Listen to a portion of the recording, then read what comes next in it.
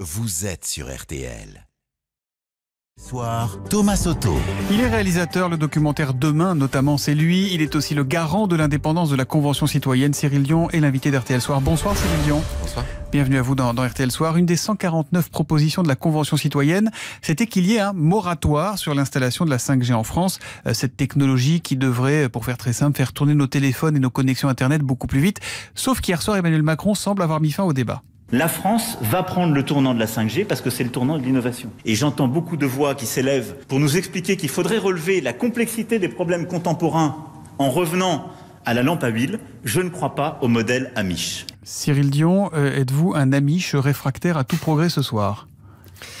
Non mais, ce qui est assez dingue, c'est qu'il arrive à dire deux choses différentes dans la même phrase. C'est-à-dire que les problèmes sont extraordinairement complexes, d'une part, et de l'autre, simplifié à outrance en disant d'un côté il y a les fans de la tech qui veulent de l'innovation et de l'autre il y a les Amish. Donc ça c'est pas faire preuve d'une très grande complexité pour essayer de résoudre le problème. Ça vous a déstabilisé, ça vous a mis en colère? Vous avez tweeté assez sévèrement tout à l'heure sur ce qu'a dit le chef de l'État. Oui, ça m'a mis en colère parce que je trouve que c'est une réponse irresponsable et assez médiocre, c'est ce que je disais tout à l'heure. En gros, on a un problème considérable qui est que le climat se réchauffe, que la biodiversité est en train de s'effondrer, et on sait que une des causes de l'effondrement de la biodiversité et du dérèglement du climat, c'est l'espèce de fuite en avant de technologique, d'urbanisation, qui nous contraint, oui, puisqu'on n'a jamais le loisir de se prononcer là-dessus, de couper les forêts, d'aller creuser des mines de plus en plus. On sait que la 5G, c'est des milliards de téléphones qu'il va falloir remplacer, donc des minerais qu'il va falloir aller chercher, donc des téléphones qu'il va falloir jeter, qu'on ne sait pas s'ils vont être recyclés.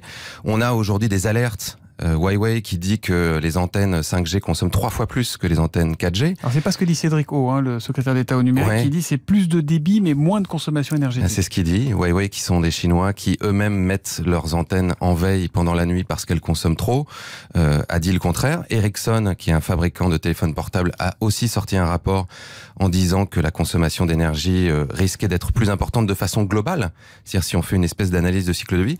Et donc il y a une façon de trancher le problème, qui est une façon, à mon avis, intelligente et démocratique, qui est de dire, donc il n'y a pas les hystériques d'un côté qui disent plus de technologie et de l'autre les gens qui disent la 5G c'est génial. Il y a, on évalue, en fait, c'est-à-dire on fait une espèce d'étude, on fait une espèce d'étude d'impact pour regarder ce que ça va avoir effectivement comme empreinte carbone dans notre pays. Alors c'était ce que vous demandiez dans la Convention citoyenne. Exactement. Ça avait été validé ou pas par Emmanuel Macron? C'est ce que la Convention citoyenne a proposé. La Convention citoyenne, je vous rappelle, a été créée pour ça, c'est-à-dire pour trancher des problèmes complexes, justement des problèmes sur lesquels il n'y a pas un accord facile dans la société. Et Emmanuel Macron, qui nous a reçus à l'Élysée donc le 29 juin, avait dit « Je prends 146 de vos 149 propositions, j'ai 3 jokers. » Et dans ces 3 jokers, il n'y avait absolument pas la question de la 5G. Vous diriez que c'est une trahison des engagements de la Convention citoyenne, comme l'a dit Éric Piolle, le maire de Grenoble, c'est un reniement? Oui, il ne respecte pas sa parole. Ce que ça veut dire aussi, a priori, et ça va dans le sens de ce que Jean Castex disait par exemple à l'Assemblée nationale quand il a dit « je suis pour la croissance verte et pas pour la décroissance écologique ». Ça veut dire que toutes les propositions de la Convention citoyenne qui vont dans le sens de la croissance verte, qui vont dans le sens de continuer en gros comme avant, en essayant d'aménager un petit peu le modèle, il y a des chances qu'elles passent peut-être, par exemple la rénovation thermique des bâtiments. Tout ce qui a tendance à remettre en question notre vision du progrès, c'est-à-dire, en gros, on en veut toujours plus, quel que soit le coût, et on se pose jamais la question de savoir où est-ce que ça a été tranché, cette histoire de la 5G. Quand est-ce qu'on a posé la question démocratiquement, même à l'Assemblée nationale? Je vous entends un peu désabusé ce soir, non?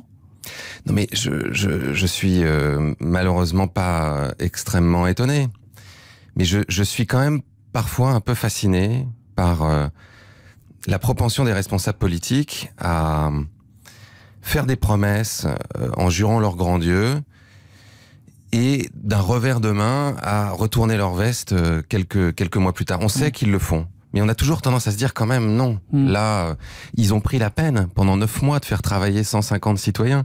Ils ont pris la peine de dépenser 5 millions d'euros pour que ça puisse se produire, pour que les recommandations qui sont faites soient justement les plus utiles possibles à la cause. Donc, Pourquoi faire tout ça? Pourquoi se donner autant d'efforts pour ensuite simplement faire comme ils ont envie de faire? Cyril Dion, je le disais en vous présentant, vous êtes le garant de l'indépendance de la Convention citoyenne.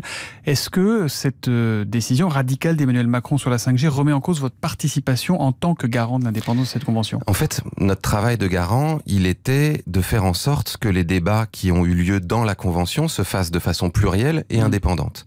C'est-à-dire que les citoyens ne soient absolument pas influencés par un parti ou par une autre.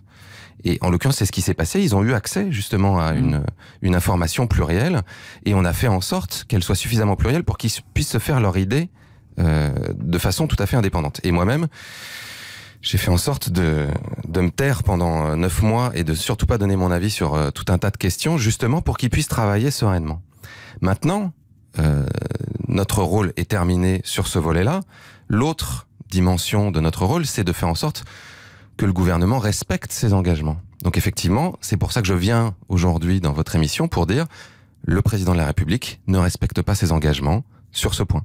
Et vous souhaitez le rencontrer, lui en parler? Vous avez échangé avec lui depuis hier? Non, mais... Pourquoi ça vous fait sourire? C'est inenvisageable qui vous consulte ou qui vous demande eu égard à vos fonctions? Je sais très bien ce qu'il dirait. La spécialité d'Emmanuel Macron, c'est de vous dire ce que vous avez envie d'entendre. C'est ce qu'il fait avec tout le monde. Donc évidemment, à nous, quand on est été à l'Élysée, il nous a dit c'est formidable, le travail que vous avez fait est essentiel, je garde 146 propositions. Quand il se retrouve face aux entrepreneurs de la tech, il leur dit bon écoutez, on va pas revenir au temps des Amish et de la lampe à huile. Évidemment, on va faire la 5G. Donc c'est très difficile de travailler avec quelqu'un comme ça. Mais vous allez continuer à travailler avec lui ou pas? Non, mais moi je ne travaille plus avec lui depuis bien longtemps. Moi, en tout cas, à travailler avec les gens de la Convention citoyenne. La Convention citoyenne aujourd'hui a décidé de travailler avec les différentes parties prenantes de la société. Ils ont demandé à être leurs propres garants. Ouais. Donc nous, avec le comité de gouvernance, nous avons dit à la réunion qui a eu lieu avec Jean Castex qu'on se mettait en retrait, en observateur, qu'on se réservait le droit effectivement de prendre la parole si on voyait que les choses déraillaient, ce qui est le cas ce soir. Et il y a une session qui est prévue au moment où le projet de loi va être présenté par le gouvernement à l'Assemblée nationale à l'automne, la session 8 de la Convention citoyenne où les citoyens eux-mêmes seront amenés à se prononcer sur... de faire la réponse à la réponse, en gros, au président de la République, au gouvernement, pour dire est-ce que nous avons le sentiment que la promesse a été tenue ou non. Il y a de fortes chances que leur réponse soit mitigée. Mitigée. Vous répondriez quoi? Non? Il faut encore attendre de voir ce que ce projet de loi va devenir. Mais c'est ce que je vous disais tout à l'heure, tous les signaux, pour moi, vont dans le sens d'une sorte d'aménagement du modèle existant. C'est quand même fou de voir que depuis un certain nombre de semaines, il y a un changement d'élément de langage qui est de dire, en gros, il y a les écologistes réalistes, ceux qui sont pour la croissance, pour l'emploi, et il y a les écologistes rétrogrades, idéologues, Khmer verts, qui eux veulent simplement pour des raisons, je sais pas, religieuses. Vous avez l'impression qu'Emmanuel Macron, là, il vous regarde comme des Khmer verts, justement, ou pas? Est-ce que c'est vous qui utilisez l'expression? Des ayatollahs, pour reprendre... C'est de la politique, ce sont des éléments de langage. C'est une façon de reprendre le terrain sur la question de l'écologie, en disant l'écologie c'est nous, et de dessaisir finalement les écologistes historiques en disant oui, ils ont sans doute fait des choses bien, mais ce sont des gens un peu illuminés, un peu idéologues. Il y a quand même une ministre de l'Environnement, Barbara Pompili, elle est payée pour être vigilante sur ces sujets-là? Oui, mais je ne sais pas si vous avez vu, elle a signé l'appel des coquelicots et elle a déjà été brocardée par une partie, on va dire, de son camp, en tout cas des conservateurs sur Twitter, en disant « Oh là là, mais qu'est-ce que c'est que ça ?» Elle a signé un appel complètement hallucinant qui demande l'interdiction des pesticides. Il faut sortir de ça. Il faut sortir de cette espèce de dialectique extrêmement caricaturale. Et encore une fois, je le redis, la Convention citoyenne, elle servait à ça. Justement à permettre à des personnes qui ne sont pas des écologistes, qui sont des gens qui sont représentatifs de la société française, de délibérer et de proposer des solutions médianes, des troisièmes voies.